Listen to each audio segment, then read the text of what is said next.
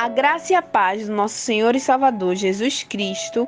Aqui quem vos fala é Bruninha e na devocional desta semana, a terceira, relacionada à lição 7, Perdoe-me, Senhor. Nós temos o seguinte tema em nossa devocional: Confessando o pecado, cujo texto base a gente encontra no livro de Salmos 51, dos versos 3 ao 5, mas eu vou ler até o 7, que dizem assim: Porque eu conheço as minhas transgressões, e o meu pecado está sempre diante de mim. Contra ti somente pequei, e fiz o que a teus olhos é mal, para que seja justificado quando falares, e puro quando julgares. Eis que em iniquidade fui formado, e em pecado me concebeu minha mãe. Eis que amas a verdade no íntimo, e no oculto me fazes conhecer a sabedoria. Purifica-me com hisopo e ficarei puro. Lava-me e ficarei mais alvo do que a neve. Nesse trecho do Salmo 51, Davi está a confessar o seu pecado, suplicando o perdão e rogando a Deus que lhe renove um espírito reto, né? Quando a gente vai dando prosseguimento nesse trecho do Salmo 51. E a gente tem nele uma forma de instrução para como devemos agir na nossa vida cristã, que não é uma caminhada fácil e por muitas vezes nos deparamos com uma batalha espiritual, em que a gente luta contra a nossa própria vontade, contra a nossa carne, porque nós somos impuros, a nossa carne deseja o pecado. Porém, quando aceitamos a Jesus Cristo, uma parte dele passa a habitar em nós, né, que é o Espírito Santo, né? Foi o enviado por ele para que pudesse nos fazer a companhia. E quando o nosso corpo serve de templo para ele, ele nos alerta, ele nos faz, ele abre a nossa visão para que a gente possa enxergar o que não convém mais para a nossa conduta enquanto cristãos, pois a vida antes de Cristo é diferente da que a gente passa a ter com ele. Muitas coisas que achávamos normais ou que não víamos mal, nós vemos, passamos a nos incomodar. O Espírito Santo passa a nos mostrar que aquilo não convém, não condiz com a identidade de cristão, com a identidade de filho de Deus. Então ele nos mostra o que devemos fazer para agradar ao nosso Senhor. Porém, muitas vezes nós não seguimos o que ele nos diz e pecamos contra o Senhor, obedecendo às nossas vontades, né? E um exemplo que a gente encontra na Bíblia, a gente encontra lá em Romanos 7, o trecho é do versículo 7 até o 25, que fala sobre essa batalha espiritual que o apóstolo Paulo fala. E vou ler aqui do versículo 19 e o 20, que faz assim: Porque não faço o bem que quero, mas o mal que não quero, esse faço. Ora, se eu faço o que não quero, já o não faço eu, mas o pecado que habita em mim. Então, ele traz, né, essa batalha espiritual e também, nós, ao fazermos essa comparação, a gente se depara que os mesmos problemas que são encontrados no Antigo Testamento, a gente também vê no Novo.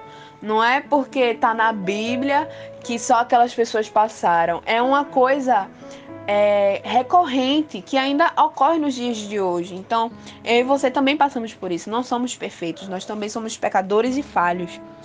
E Davi, no Salmo 51, ele nos mostra como devemos agir diante disso. Certo, somos pecadores, somos falhos. E o que fazemos para nos consertar com Deus diante disso? Então, ele faz com que o Senhor conheça isso e ele confessa o seu pecado. Ele pede e posteriormente à sua confissão, ele pede para que o Senhor lhe renove o espírito de retidão, renove a sua relação com ele. Então, nós precisamos ter um relacionamento com Deus em que, quando fizermos algo que não o agrade, a gente não tenha vergonha disso. A gente tem que se arrepender sim, mas precisamos falar para Deus, precisamos confessar o nosso pecado. A gente não pode deixar isso oculto, porque Ele sabe de todas as coisas, Ele é onisciente, Ele é onipotente, onipresente, mas a sua soberania requer também que a gente confesse, que a gente se humilhe, que a gente se prostre perante Ele, para que Ele saiba do que está afligindo o nosso coração, Ele saiba o que é verdadeiro, que nós somos falhos, e Ele quer um relacionamento real. A gente precisa ser verdadeiro com Cristo. Ele se agrada da verdade. Então a gente precisa confessar a Deus, não esconder isso, e com o arrependimento a gente deve buscar novamente parar de praticar o que viemos a fazer. Davi, ele é conhecido como homem segundo o coração de Deus, porque Davi, ele era pecador, ele era falho, mas ele não voltava a errar na mesma área depois que cometia e se arrependia. Então que a gente possa também se espelhar em Davi, né? Pois a gente imagina, né, também ser conhecido como um cristão que é segundo o coração de Deus, que a gente possa, quando errarmos, nos arrependermos verdadeiramente e nunca mais voltar a praticar aquilo. Bem, dando continuidade, né? Aqui no versículo 7 fala sobre a purificação com ísopo, que é uma planta que é utilizada aqui na Bíblia como um sinal de limpeza espiritual. Então, essa planta serve, tem um simbolismo, né, de limpeza, de purificação. Então, é isso que Davi quis dizer aqui. Ele, na sua forma poética, né, de se expressar, ele fala: Senhor, me purifica. E o versículo 5, muitas pessoas tendem a pensar que quando Davi fala aqui que foi formado em iniquidade e que foi concebido em pecado por sua mãe, dado estudos bíblicos sobre a idade de Jessé, a idade de Davi, tende-se a entender que a mãe dele e sua mãe biológica não era a esposa de Jessé, então teria sido um caso extraconjugal. Mas o ponto aqui não é que Davi foi concebido em pecado por ser um caso extraconjugal. Se foi ou não, nós não sabemos, porque não é relatado na Bíblia sobre isso, então esse é um mistério, né, bíblico. Mas o que ele quer falar aqui sobre a iniquidade em que foi formada é que todos nós somos descendentes do pecado. A partir de Adão, nós passamos a ser pecadores. Então, a gente encontra uma melhor explicação para isso em Romanos, capítulo 5, que fala o 5, versículo 12, que diz assim: pelo que, como por um homem entrou o pecado no mundo, e pelo pecado a morte, assim também a morte passou a todos os homens. Por isso que todos pecaram. Então, como a morte passa a ser um castigo pelo pecado de Adão e todos nós somos fadados a morrer, isso é a explicação para que todos nós já nascemos pecadores. Não é porque a relação sexual é um pecado, porque nós como cristãos precisamos desenvolver família, pois somos... esse é um ministério de Deus, né, a família.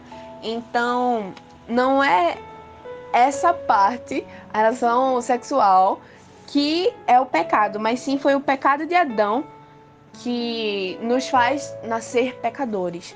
Mas não desanimem com isso. Dando prosseguimento à leitura de Romanos 5, nós temos um conforto que fala assim no versículo 19: porque, como pela obediência de um só homem muitos foram feitos pecadores, assim, pela obediência de um, muitos serão feitos justos.